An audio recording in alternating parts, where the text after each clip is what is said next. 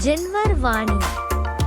हम भारत कहते हैं तो हमारा ध्यान वहां जाता है, उन महापुरुषों की ओर जाता है जिन्होंने महान महान कार्य किए, और उन महान कार्यों के कारण इस देश का नाम उस व्यक्ति के आधार पे हुआ। तो इस देश का नाम युग के आदि में जो प्रथम तीर्थंकर ऋषभदेव उनके पुत्र भरत चक्रवर्ती, वो भरत चक्रवर्ती जिन्होंने इस दुनिया के लिए बहुत कुछ शिक्षा दी। तो आचार्य भगवान के हृदय में तीन बातें आई थी, शिक्षा नीति को लेकर के, स्वरोजगार हथकरघा को लेकर के, और इंडिया नहीं भारत बोलो को लेकर के।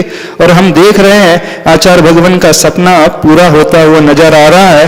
तो भारत के राष्ट्रपति ने जो इन्विटेशन कार्ड, आमंत्रण पत्र जारी किया है, उसमें लिखा है प्रेसिडेंट ऑफ भारत। और शायद अब इस देश का नाम बदल करके भी ऐसी मुहिम शुरू होने वाली, रिपब्लिक ऑफ भारत। तो बहुत शीघ्र ये हो जाए तो इस देश के लिए गौरव की बात होगी। नरेंद्र मोदी जी 2016 में भोपाल चतुर्मास में आए थे आचार्य भगवान के दर्शन करने।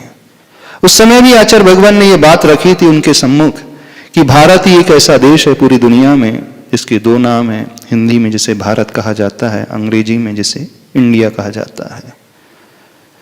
नाम एक ही रहता है, लेकिन जैसे ही लैंग्वेज बदलती है लेकिन ट्रांसलेशन हो जाता है। ये सबसे बड़ी विडंबना है।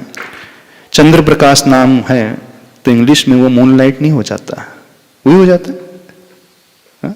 हिंदी में जैसे चंद्र प्रकाश कहेंगे तो इंग्लिश में मूनलाइट नहीं हो जाता है ना। ऐसे ही हिंदी में भारत कहा जाए तो अंग्रेजी में वो, इंग्लिश में वो इंडिया हो जाता है। ये सबसे बड़ी विडंबना है। तो आचार्य भगवान कहते थे कि शिक्षा नीति ऐसी बनना चाहिए कि कम से कम हायर सेकेंडरी तक तो मातृभाषा में शिक्षा होना चाहिए। और 2017 में जब आचार्य भगवान का चातुर्मास रामटेक अतिशय क्षेत्र में था, तो शिक्षा नीति को बनाने वाले जो इसरो के रिटायर्ड डायरेक्टर कस्तूरी रंगन जी, उन्होंने लगभग 1 घंटे तक आचार्य भगवान से चर्चा की और आचार्य भगवान के विचारों को समझा। और विचारों को समझने के पश्चात जब वो लौट करके गए तो सारे लोगों से कहा कि यदि हमें कुछ करना है तो सर्वप्रथम आचार्य गुरुवर विद्यासागर महाराज जी के दर्शन करो, उनके विचारों को पढ़ो, उनके विचारों को समझो। एक संत है, वीतरागी संत है, लेकिन राष्ट्र की इतनी चिंता करता है। उन्हीं आचार्य भगवान के चिंतन स्वरूप उनके दिमाग में ये बात आई और उन्होंने नई शिक्षा नीति लागू की। हर राज्य में अपनी मातृभाषा में कम से कम 10th तक तो इंप्लीमेंट होने वाली है। और मध्य प्रदेश में तो MBBS की पढ़ाई भी अब हिंदी भाषा में हो गई।